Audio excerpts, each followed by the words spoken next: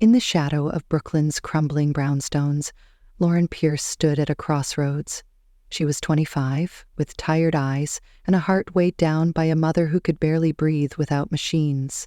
The hospital bills piled up like a cruel joke, each one a reminder of how little she had. Rent was overdue, the fridge was empty, and the only thing keeping her going was the faint hope that something, anything, would change. That change came in the form of a phone call. A crisp voice on the other end offered her a job as a personal assistant to Daniel Holt, the CEO of Holt Enterprises, a towering name in Manhattan's corporate world. The pay was absurdly high, enough to cover her mother's treatments and then some. But Lauren wasn't naive. She knew offers like that came with strings, and she felt them tighten the moment she stepped into Daniel's penthouse. The place was a palace of glass and steel, perched high above the city, where every surface gleamed with wealth she could only dream of. Daniel Holt was 32, broad-shouldered, with dark hair and eyes that seemed to see through people. He didn't smile when she arrived, just nodded and handed her a list of tasks: cook his meals, manage his schedule, keep his life running smoothly. She told herself it was just a job, a way to survive. She wasn't there to feel anything for him, no matter how his presence filled the room. On her first night, she stood in his kitchen, chopping vegetables for a late dinner, her hands steady despite the knot in her stomach. He watched her from the doorway, silent, until he finally spoke. "You're more than just an assistant," he said, his voice low and unreadable. Lauren froze, unsure if it was a compliment or a warning. She kept her distance, building walls around her heart. This was about money, not emotions. She needed to save her mother, not fall for a man who lived in a world she didn't belong to. But Daniel had a way of slipping past those walls. He'd linger after she served him dinner, asking small questions about her day, his tone casual but his gaze intense. She answered in short sentences, afraid of giving too much away. One evening, as she cleared the table, he stopped her. "You don't have to be so guarded," he said. "I'm not your enemy." She wanted to believe him, but trust was a luxury she couldn't afford. Then came Vanessa Tate. She swept into the penthouse one afternoon, all designer heels and Upper East Side arrogance. Vanessa was the daughter of a rival CEO, a woman who saw Daniel as a prize to be won, not just for love but for power. Her family's company had been circling Holt Enterprises for years, looking for a way in. She sized Lauren up with a smirk, her voice dripping with disdain. "You don't belong here," she said, tossing a sleek envelope onto the counter. Inside was a check for $5 million. "Walk away," Vanessa continued. "Leave this job, leave him, and this is yours." Lauren stared at the numbers, her mind racing. That money could pay off every debt, give her mother a fighting chance. But something in her chest tightened, a stubborn spark she couldn't name. She pushed the envelope back. "I'm here for him, not your money," she said, her voice steady despite the tremble in her hands. Vanessa laughed, a sharp cutting sound. "You'll regret that," she warned, before turning on her heel and leaving. Lauren stood there alone in the silence, wondering if she'd just made the biggest mistake of her life. She didn't know it yet, but that moment was the beginning of everything, a thread that would unravel secrets, break hearts, and tie her to Daniel in ways she never imagined. As she turned back to the kitchen, Daniel stepped out of the shadows, his expression unreadable. He'd heard everything. "You didn't take it," he said, almost to himself. She met his eyes, unsure what to say. "I couldn't," she replied, and for the first time, she saw something flicker in his gaze, something that looked dangerously close to respect. Lauren Pierce couldn't shake the memory of Vanessa Tate's offer as she moved through her days in Daniel Holt's penthouse. $5 million. It echoed in her mind every time she paid another hospital bill, every time she saw her mother's frail hands tremble. But she'd said no, and now she was committed, tied to a job that felt less like work and more like a tightrope walk. She told herself it was just about survival, about keeping her mother alive, so she threw herself into the routine. Every evening she stood in Daniel's sleek kitchen, the city skyline glittering through the floor-to-ceiling windows, and cooked him dinner. She learned his tastes fast: grilled salmon with a side of roasted vegetables, nothing too heavy, nothing too fussy. He'd sit at the counter, watching her sometimes, his silence more unnerving than any words. One night, after she'd plated his meal, he didn't eat right away. He leaned back, his dark eyes fixed on her. "You're good at this," he said, his voice carrying that low, steady weight she was starting to recognize. She wiped her hands on a towel, avoiding his gaze. "It's my job," she replied, keeping it simple. He smirked, just a faint curve of his lips, and reached into his jacket pocket. He slid a velvet box across the counter. "Open it," he said. Her fingers hesitated, but she did as he asked. Inside was a necklace, a cascade of diamonds that caught the light like stars. "It's worth 8 million, he added, casual, as if it were nothing. Lauren's breath caught. She'd never held anything so valuable, never even dreamed of it. "For me?" she asked, her voice barely above a whisper. He nodded. "A thank you," he said, "for everything you do." She wanted to refuse, to push it back like she'd done with Vanessa's check, but she couldn't, not when that kind of money could change everything for her mother. So she took it, murmuring a quiet thank you, and tucked it away, promising herself she'd never wear it. It felt like a chain, not a gift, a reminder of the gap between her world and his. But Daniel didn't seem to notice her unease. He ate his dinner, complimented the food, and left her to clean up, the necklace burning a hole in her thoughts. The next day, Vanessa Tate returned. Lauren was wiping down the counter when the elevator doors slid open, and there she was, all sharp cheekbones and sharper words. She didn't bother with pleasantries this time. "I saw you with him at that charity event last night," Vanessa said, her tone icy. "You're in over your head, Brooklyn girl." Lauren straightened, meeting her eyes. "I'm just doing my job," she said, keeping her voice even. Vanessa stepped closer, her perfume sharp and expensive. "You think you're special because he keeps you around?" she asked. "You're a distraction, nothing more. My father's been after Holt Enterprises for years, and I'm the one who'll seal the deal, not you." Lauren clenched her fists, but before she could respond, Vanessa pulled out another envelope. "5 million, she said again. "Take it and walk away. This is your last chance." Lauren stared at the envelope, her heart pounding. She could see her mother's face, the hospital room, the endless beeping machines. 5 million would erase all of that, give them a fresh start. But then she thought of Daniel, the way he'd looked at her when she'd turned down the money before, that flicker of something she couldn't name. She took a deep breath and pushed the envelope back. "I'm here for him, not your money," she said, her voice firm. Vanessa's eyes narrowed, her lips curling into a sneer. "You're a fool," she spat. "You'll regret this." She turned and left, her heels clicking like gunfire on the marble floor. Lauren stood there, trembling, questioning every choice she'd made. Had she just thrown away her mother's future for a man she barely knew? She didn't have long to dwell on it. That evening, Daniel came home earlier than usual, his tie loosened, his expression softer than she'd seen before. He found her in the kitchen, stirring a pot of soup she'd made on a whim. "Smells good," he said, leaning against the counter. She shrugged, trying to play it off. "Just something simple," she replied. He watched her for a moment, then spoke. "Vanessa came by today, didn't she?" It wasn't a question. Lauren nodded, keeping her eyes on the stove. "She offered me money again," she admitted. "To leave you." He didn't say anything at first, just let the silence stretch. When he finally spoke, his voice was quiet but edged with something sharp. "And you didn't take it?" She looked up, meeting his gaze. "I couldn't," she said, the words spilling out before she could stop them. "I don't know why, but I couldn't." His eyes softened, and for a moment she thought he might smile. Instead, he reached out, brushing a strand of hair from her face, his fingers lingering just a second too long. "You're tougher than you look," he said, echoing his words from before. Then he turned away, leaving her standing there, her heart racing, the soup forgotten on the stove. The next few weeks blurred together.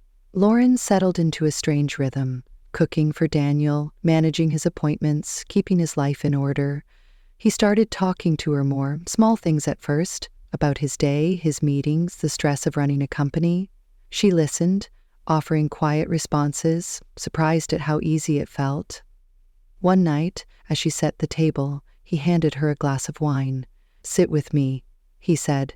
"It's not an order, just a request." She hesitated, then sat, the necklace still tucked away in her room, a secret she hadn't touched. They talked for hours, about nothing and everything, and for the first time, she forgot to keep her walls up. But Vanessa wasn't done. She showed up unannounced at a company dinner Lauren had helped plan, her presence a storm cloud over the room. She cornered Lauren near the dessert table, her voice low and venomous. "You think you've won," she hissed. "He'll tire of you, he always does." Lauren held her ground, her chin high.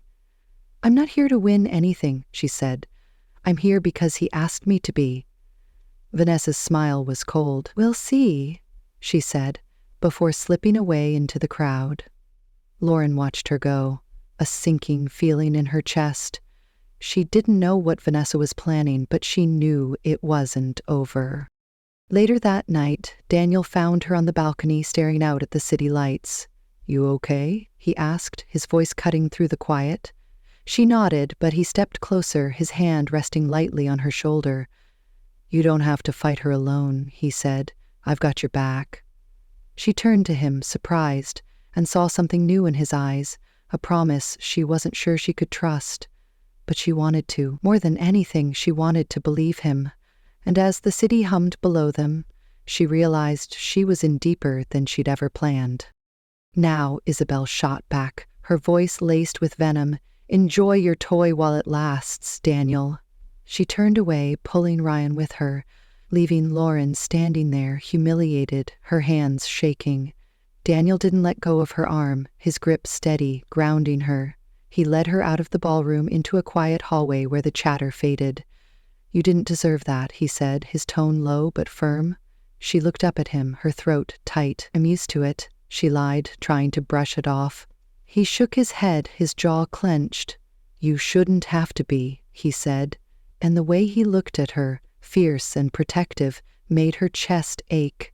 For a moment she forgot the crowd, forgot Isabel's words, forgot everything but him. They didn't return to the gala. Daniel drove her back to the penthouse in silence, the city lights blurring past the windows.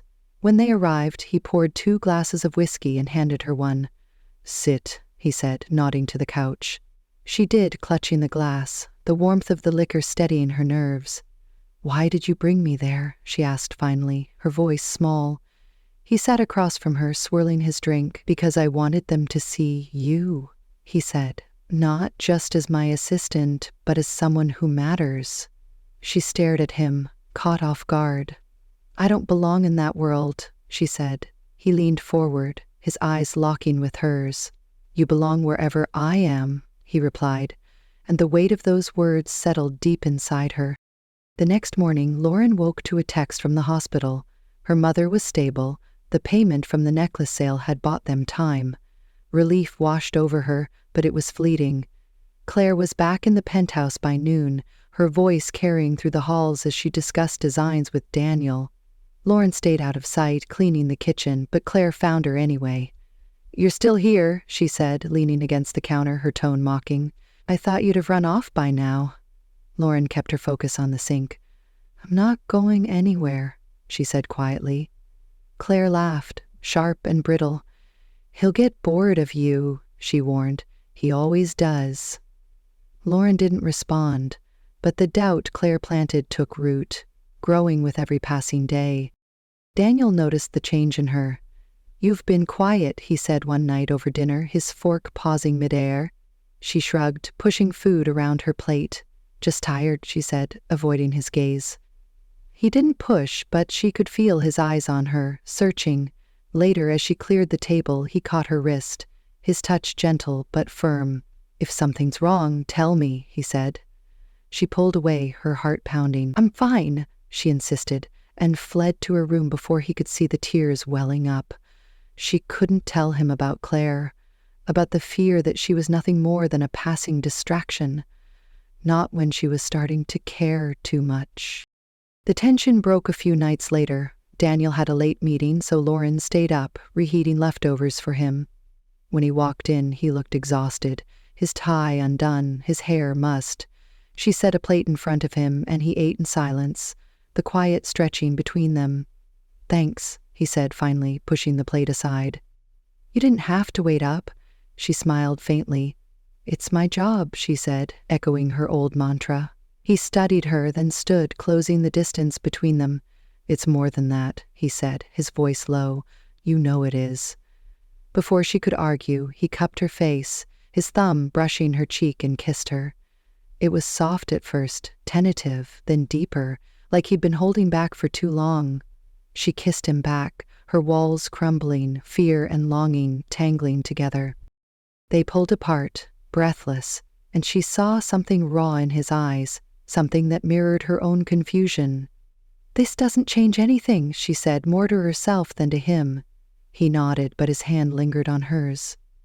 "It changes everything," he replied, and she knew he was right. The line she'd drawn between them was gone, and there was no going back. She slept in his arms that night, the first time she'd let herself feel safe. But the peace didn't last. The next day, Claire cornered her in the penthouse while Daniel was out. "I know what's going on," she said, her eyes glinting with malice. "You think you've won him, don't you?" Lauren squared her shoulders. "I'm not playing a game," she said. Claire stepped closer, her voice a hiss. "You're a fool if you think he'll keep you around. I've known him longer, I know what he needs, and it's not some charity case from Brooklyn." Lauren's temper flared.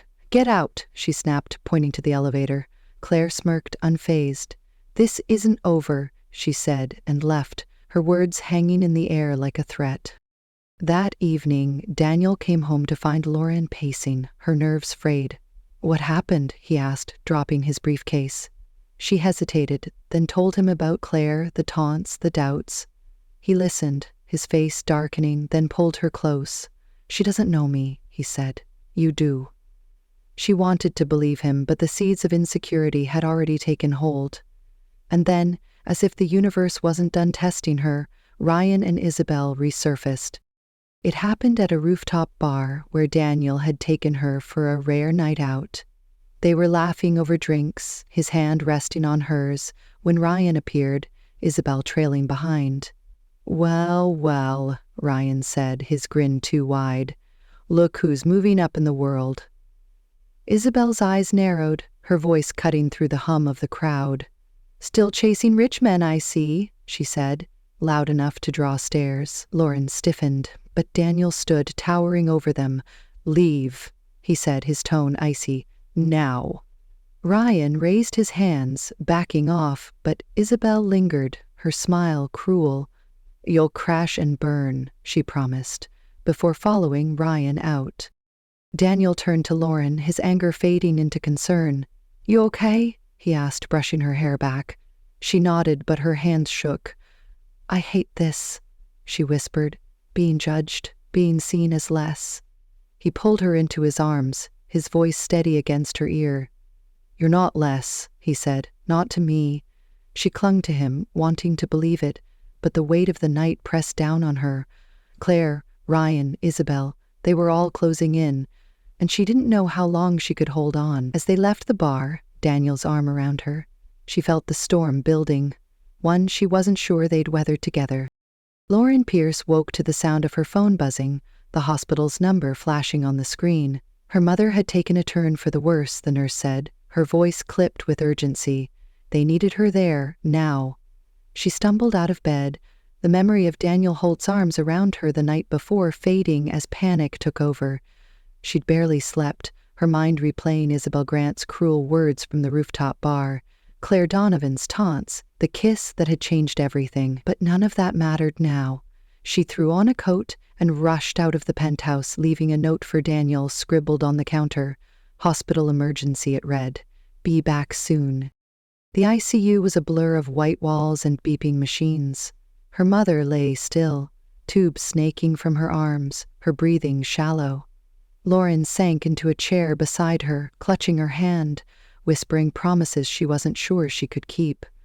"I'll fix this, Mom," she said, her voice breaking. "Just hold on." Hours passed, and the doctor pulled her aside. The treatments were working, he said, thanks to the last payment. But they'd need more soon, much more. Lauren nodded, numb, her mind drifting to the money she no longer had, the necklace she'd sold. She'd figure it out. She had to. When she returned to the penthouse, Daniel was waiting, his face etched with worry. "Where were you?" he asked, stepping toward her. She explained, her words tumbling out. The hospital, her mother, the fear. He listened, then pulled her into a hug, his strength steadying her. "You should have called me," he said. "I'd have gone with you." She shook her head, pulling back. "I didn't want to drag you into this," she said. "It's my mess." He frowned, his hand lingering on her arm. "It's not just yours anymore," he said, and the weight of that promise made her chest tighten. But their fragile peace shattered the next day. Claire Donovan stormed into the penthouse, her heels clicking with purpose, a stack of sketches in her arms. She dropped them on the table, ignoring Lauren, and launched into a pitch about the Holt Enterprises project. Daniel listened, nodding, but his eyes kept flicking to Lauren, who stood quietly by the kitchen. Claire noticed, her smile tightening. "Oh," she said, glancing at Lauren. "I didn't realize the help was still here." Lauren's jaw clenched, but she stayed silent, wiping down the counter. Claire turned back to Daniel, her voice syrupy. "We make a great team, don't we?" she said, touching his shoulder. "Always have." Lauren looked away, the doubt she'd buried clawing its way back up. That evening, Daniel found her in the kitchen chopping vegetables with more force than necessary. "What's wrong?" he asked, leaning against the doorway. She didn't look up. "Nothing," she said, her voice tight. He stepped closer, turning her to face him. "It's Claire, isn't it?" he said. "She doesn't get to you. She's just noise." Lauren met his eyes, her frustration spilling over. "She's not noise," she said. "She's someone who fits in your world. I don't." He cupped her face, his touch firm. "You fit with me," he said. "That's all that matters." She wanted to believe him, but the words felt hollow against the reality she lived. Then came the bombshell. It started with a letter slipped under her door at the penthouse, unmarked but heavy with secrets. Inside was a faded photograph, a little girl with Lauren's eyes standing between a man and a woman she didn't recognize. A note was scrawled on the back. "You're not who you think you are," it read. "Ask the Donovans." Lauren's hands shook as she stared at it, her mind racing. She'd always known her mother wasn't her birth mother, a truth whispered in childhood, but she'd never dug deeper. Now it stared her in the face, tied to Claire Donovan's family. She confronted her mother the next day, the photograph trembling in her grip. "Who am I?" she asked, her voice raw. Her mother's eyes filled with tears, her frail hand reaching out. "I wanted to tell you," she said. "You were born to Thomas and Evelyn Donovan from Los Angeles. They lost you when you were 5. I found you, took you in, raised you as mine." Lauren's world tilted. "The Donovans," she whispered. "Claire's family." Her mother nodded, coughing weakly. "Claire lied to them," she said. "Told them you died in an accident. She took your place." Lauren staggered back, the pieces snapping together. Claire wasn't just a rival, she was a thief, a liar who'd stolen her life. She didn't tell Daniel, not yet. She needed proof, needed to face Claire herself. But fate intervened. Patricia Holt, Daniel's mother, arrived at the penthouse unannounced, her presence cold and commanding. She eyed Lauren with disdain, then turned to Daniel. "We need to talk," she said. "Alone." Lauren retreated to her room, but she could hear Patricia's voice through the walls, sharp and insistent. "Claire Donovan is your future," she said. "She's the key to securing our legacy. Marry her or you'll lose everything." Daniel's response was a growl. "I choose Lauren," he said. "I don't care about your plans." Patricia laughed, a brittle sound. "You'll regret that," she warned, and left, her threat hanging in the air. Lauren emerged, shaken, and found Daniel pacing, his fists clenched. "She heard," she said quietly. He nodded, pulling her close. "I meant it," he said. You're my choice." She clung to him, but the weight of her secret pressed down. She had to tell him soon, but not now. Not when Isabel Grant struck again. It happened at the hospital. Lauren was visiting her mother when Isabel appeared, her smile cruel. "I heard about your little sob story," she said, leaning against the door frame. "Poor mommy needs help. Too bad I've got connections. One call and her funding's gone." Lauren's blood ran cold. "Why?" she asked, her voice trembling. Isabel stepped closer, her eyes glinting. "Because you don't belong with Daniel," she said. "You're a pest, and I'm squashing you." Lauren lunged forward, fury overtaking her, but Isabel dodged, laughing. "Beg me," she taunted. "Maybe I'll reconsider." Before Lauren could respond, Daniel burst in, his face a mask of rage. He'd followed her, sensing trouble. "Get out!" he snarled at Isabel, his voice deadly. She smirked but backed off, tossing a final jab. "This isn't over," she said, and vanished. Daniel turned to Lauren, pulling her into his arms as she shook. "I've got you," he said, his breath warm against her hair. She nodded, tears spilling over, but the hospital wasn't the end. Days later, at Ryan and Isabel's engagement party, Lauren saw her chance. She dug into Isabel's past, found proof of her lies, her manipulations. With Daniel by her side, she crashed the event, stepping into the spotlight. "Isabel's a fraud," she declared, holding up documents, photos, evidence of affairs and deceit. The crowd gasped, Ryan's face paling as Isabel shrieked, lunging at her. Daniel blocked her, his voice booming. "It's over," he said. "Leave, or I'll make sure everyone knows the rest." Isabel fled, humiliated, the party collapsing around her. Back at the penthouse, Lauren collapsed onto the couch, exhausted. Daniel sat beside her, his hand finding hers. "You were incredible," he said, pride in his voice. She smiled weakly, but the photograph burned in her pocket. She pulled it out, handing it to him. "There's something I need to tell you," she said, her heart pounding. He took it, his brow furrowing as he read the note. "The Donovans," he said, looking up. "Claire's family." Lauren nodded, her voice breaking. "She stole my life," she said, "and I'm taking it back." Daniel's eyes darkened, a storm brewing. "Then we'll do it together," he said, pulling her close. "Whatever it takes." Lauren Pierce sat beside Daniel Holt on the penthouse couch, the photograph of her childhood still trembling in her hands. The truth about her identity, her connection to the Donovans, had poured out of her, and now she waited, her breath shallow, for his response. He studied the image, his thumb tracing the edges, then looked at her, his dark eyes steady. "We'll do it together," he'd said, and those words anchored her, pulling her back from the edge of the chaos she'd uncovered. She nodded, leaning into him, her exhaustion giving way to a flicker of hope. But the storm wasn't over yet, not with Claire Donovan and Patricia Holt still out there, their claws sharpened and ready. The next morning, Daniel took charge. He called a meeting with his team at Holt Enterprises, digging into the Donovan family's history, searching for proof to back Lauren's claim. She watched him work, his focus unrelenting, and felt a surge of gratitude she couldn't voice. By noon, he had a lead, a private investigator who'd tracked down records from 20 years ago.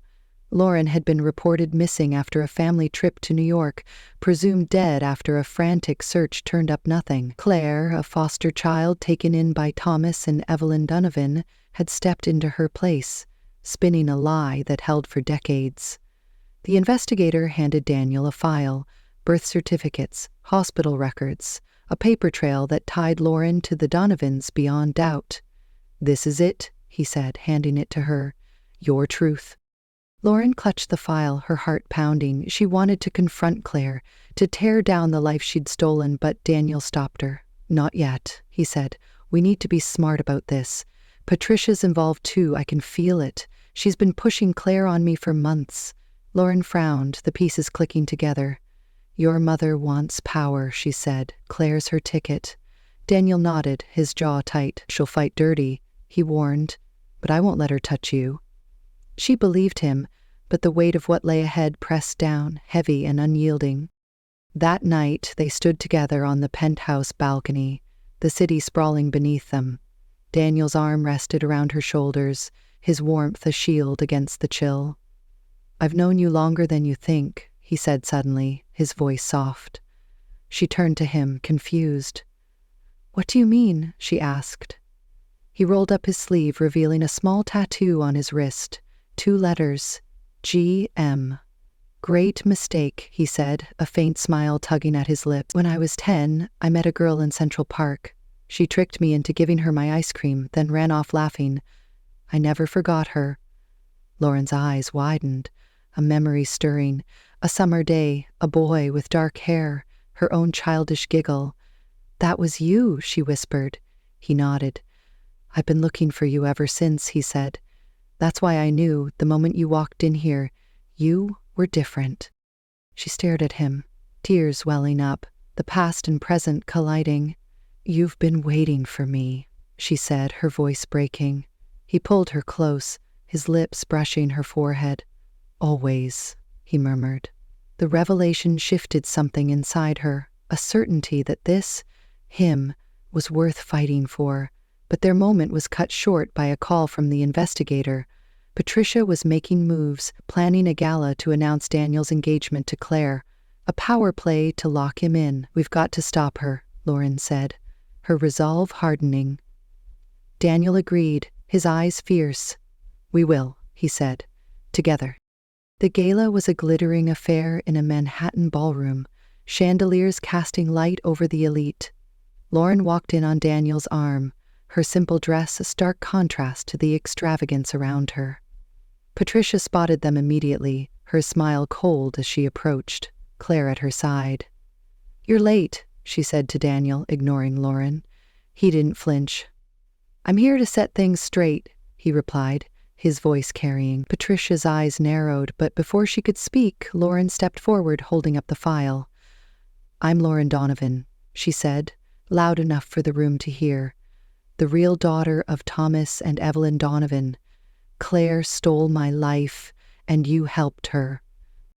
The crowd murmured, heads turning. Claire's face paled, but she forced a laugh.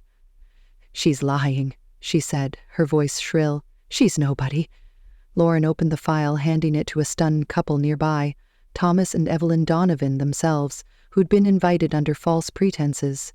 They read it, their eyes widening, Evelyn's hand flying to her mouth. "Our baby," she whispered, looking at Lauren. Thomas stepped forward, his voice shaking. "We thought you were gone," he said. "Claire told us you died." Lauren met their gaze, her throat tight. "She lied," she said. "She took everything from me." Claire lunged, trying to snatch the file, but Daniel blocked her, his presence a wall. "Enough," he said, his voice booming. Patricia stepped in, her face twisted with rage. "You'll ruin us," she hissed at Lauren. Daniel turned on her, his eyes blazing. "No," he said. "You've ruined yourself. I know what you did, Mother. You've been pulling strings with Claire, trying to control me. It ends now." Patricia sneered, but the Donovans moved to Lauren's side, Evelyn pulling her into a tearful embrace. "You're a daughter," she said. "We're so sorry." The room erupted, whispers turning to shouts. Claire fled, her heels echoing as she ran, her stolen life crumbling. Patricia tried to follow, but Daniel stopped her. "You're done here," he said. "Go back to your estate, or I'll expose every deal you've made." She glared at him, then at Lauren, but the fight was gone. She left, defeated, her power stripped away. Lauren stood with Thomas and Evelyn, their apologies washing over her. "We never stopped looking," Thomas said, "until Claire convinced us you were lost." Lauren nodded, her voice soft. "I don't blame you," she said. "I just want to know you now." Later, back at the penthouse, Lauren sat with Daniel, the city quiet outside. "You did it," he said, his hand finding hers. She smiled, weary but whole. "We did it," she corrected. He stood, pulling her up, and led her to the window. Snow began to fall, soft flakes drifting past the glass. He turned to her, his eyes warm. "Stay with me," he said. "Not for a job, not for anything but this." He pulled a ring from his pocket, simple but shining, and held it out. "Marry me, Lauren." She stared at it, then at him, her heart full. "Yes," she said, tears spilling over as he slid it onto her finger. He kissed her, slow and deep, the snow falling around them like a promise. They stood there, wrapped in each other, the past finally behind them. Lauren thought of her mother in the hospital, stable now, of the family she'd reclaimed, of the man who'd fought for her. She'd come to him for survival, but she'd found so much more, and as the snow thickened, blanketing the city, she knew this was where she belonged, with him, forever. Lauren Pierce stood beside Daniel Holt, her hand in his, the snow falling gently outside the penthouse window. The ring on her finger caught the light, a quiet symbol of everything they'd fought for. The city below hummed with life, unaware of the battles they'd won, the secrets they'd unraveled, the love they'd claimed. She looked at him, his dark eyes soft now, free of the tension that had once defined him. They'd come so far, from a desperate deal in a Brooklyn hospital to this moment, a promise sealed under a winter sky. She thought of her mother, resting easier now, the hospital bills no longer a noose around her neck. She thought of Thomas and Evelyn Donovan, her birth parents, their tearful reunion still fresh in her mind. And she thought of the enemies left behind, Claire Donovan's lies exposed, Patricia Holt's power broken, Isabel Grant's venom silenced. It hadn't been easy. Lauren could still feel the sting of Claire's words, the weight of Isabel's threats, the cold disdain in Patricia's eyes. She'd walked into Daniel's world with nothing but a need to survive, her heart guarded, her hopes small. She'd cooked his meals, managed his life, kept her distance, telling herself it was just a job, but it had never been just that, not really. From the first time he'd watched her in the kitchen, from the moment he'd slipped that necklace into her hands, something had shifted. He'd seen her, truly seen her when no one else had. And she'd seen him, too, the man beneath the CEO, the one who carried his own scars, his own losses. She remembered the night he'd kissed her, the walls she'd built crumbling under his touch. She remembered the gala, the way he'd stood by her side, declaring her his choice in front of everyone who'd tried to tear her down. And she remembered the photograph, the truth it held, the life Claire had stolen. It had been a whirlwind, a storm of revelations and reckonings, but through it all, Daniel had been her anchor. He'd fought for her, not with money or power, but with a loyalty she hadn't known she could trust. And now here they were, together, whole, the past finally laid to rest. Lauren turned to him, her voice soft. "You didn't have to do all this," she said. "Fight your mother, take on Claire, risk everything." He smiled, that rare, quiet smile she'd come to love. "I did," he said, "because you're worth it. Because I've loved you since that day in Central Park when you tricked me out of my ice cream and laughed like it was the best game in the world." She laughed too, the memory bright and warm. I didn't know it was you," she said. He pulled her close, his lips brushing hers. "You do now," he murmured, "and I'm not letting you go." They stayed there, wrapped in each other, the snow falling thicker now, blanketing Manhattan in white. It was a new beginning, a chance to build something real, something theirs. Lauren thought of her mother's smile when she'd told her about Daniel, about the ring. "Take care of each other," her mother had said, her voice weak but sure. And she would. She'd take care of him, just as he'd taken care of her, through every trial, every tear. She thought of Thomas and Evelyn, their promise to make up for lost years, their arms around her at the gala. She'd forgiven them, not because it was easy, but because she understood. They'd lost her, too, and they'd carried that pain as long as she had. The enemies were gone now, scattered by the truth. Claire had vanished, her reputation in ruins, her stolen life reclaimed by the one she'd wronged. Patricia had retreated to her estate, her influence over Daniel severed, her threats empty. Isabel was a footnote, her engagement destroyed, her spite no match for the evidence Lauren had wielded. They'd all underestimated her, seen her as a girl from Brooklyn with nothing to offer, but she'd proven them wrong. With Daniel at her side, his faith in her unwavering. She stepped back from him, looking out at the snow-covered city. "From a deal born out of desperation to a love that defied all odds," she said, her voice steady. "That's our story, isn't it?" He nodded, joining her at the window. "It's more than that," he said. "It's about trust, about fighting for what matters, about us."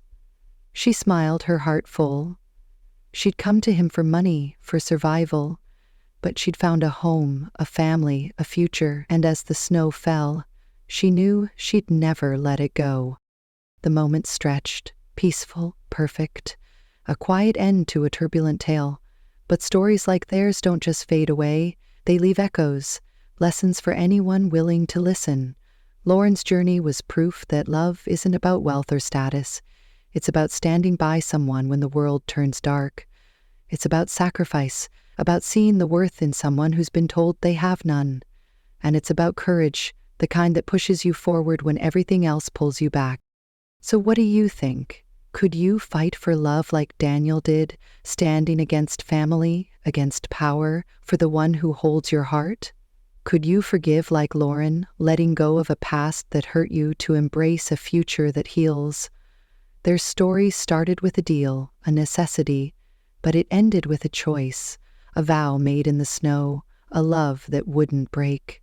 Maybe you've got a moment like that, a time when love changed everything. I'd love to hear it. Drop it in the comments below. Tell me your favorite part of this tale. What hit you the hardest? Was it the kiss that broke the walls, the truth that reclaimed a life, or the ring in the snow that sealed it all? If this story touched you, hit that like button. Let me know it meant something.